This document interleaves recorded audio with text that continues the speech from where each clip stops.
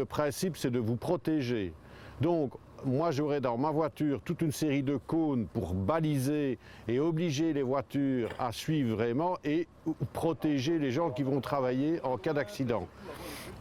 On aura des lumières oranges pour la nuit. Donc, on va un peu innover dans ce domaine-là. On fait le tour d'inspection médicale et de l'organisation.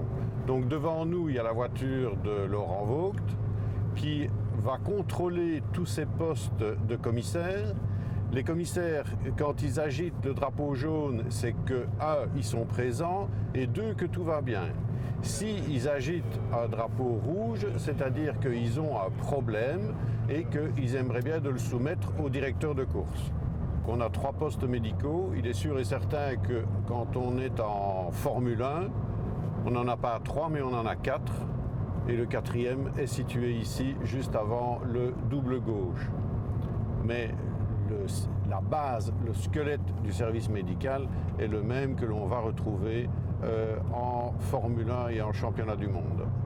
Nous sommes au poste 5 et chaque fois, nous avons une ambulance, une voiture d'intervention rapide avec son matériel et les gens qui interviennent, le médecin, les ambulanciers et les dépanneurs.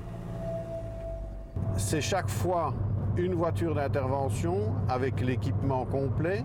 Les conditions elles sont déjà plus difficiles puisqu'on se trouve en pleine nature, dans les graviers, au bord de la route, sur le tarmac. Ce n'est pas la même chose que quand on se trouve dans son bloc opératoire. C'est beaucoup plus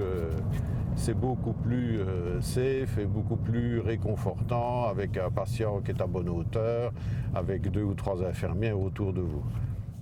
Ici, on a 22 week-ends.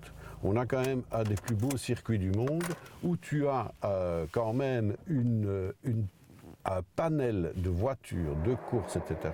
C'est extraordinaire. Cette course-ci, cette année, ce jour-ci, c'est 25 heures, 134 voitures ou 132, on va avoir le listing définitif. C'est énorme, le nombre de pilotes, c'est énorme. Il n'y a pas grand monde qui a ça.